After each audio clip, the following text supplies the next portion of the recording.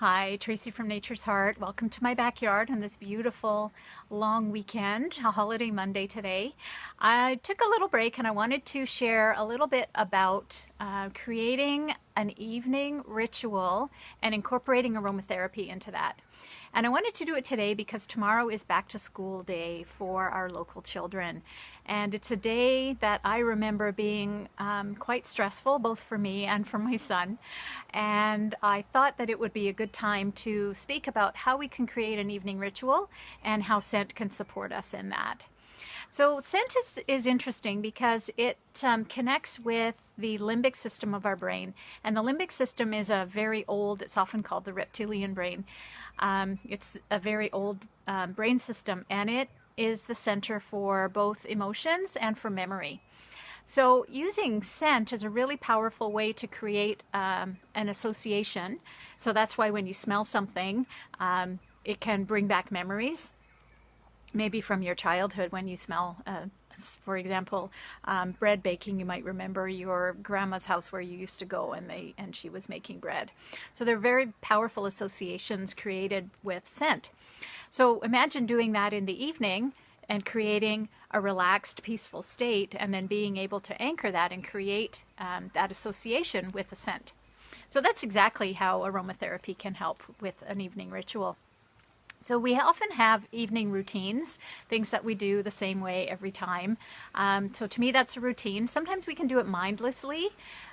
We just automatically do it. So to me, taking a routine one step further into a ritual means that we're setting an intention. So we're doing this in a mindful way. We may be doing the same thing over and over again, but we are doing it purposefully and we are setting an intention. In this case, for an evening routine, we would be setting an intention for a relaxing, calm, peaceful, restorative sleep. So for children, my experience was that it became a really important, scent became a really important part of that evening ritual.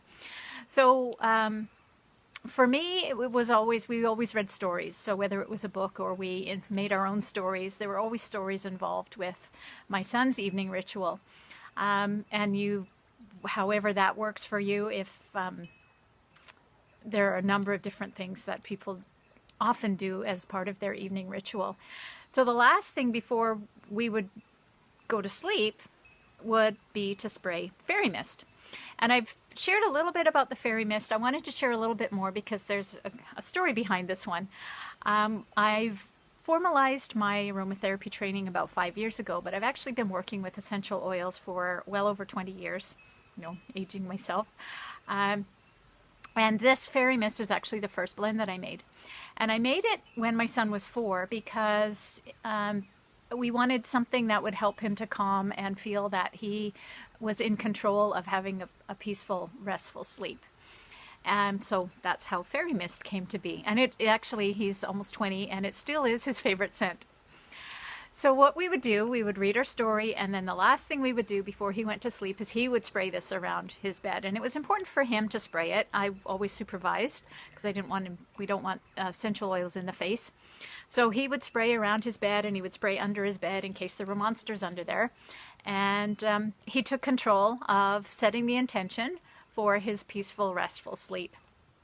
And it was a really very, very supportive for him. So what the scent did is it anchored that feeling of calm, rest, peacefulness, and put him into that state where he could have a peaceful, restful sleep. So I wanted to share a little bit about creating a ritual. Remember, taking it one step further from your routine. You may already have an evening routine. So I invite you to consider how you might be able to add an intention to that and take it into a ritual, and how you can incorporate scent into that. Lavender is a really very restful, relaxing scent that most people like, and it's really gentle for children.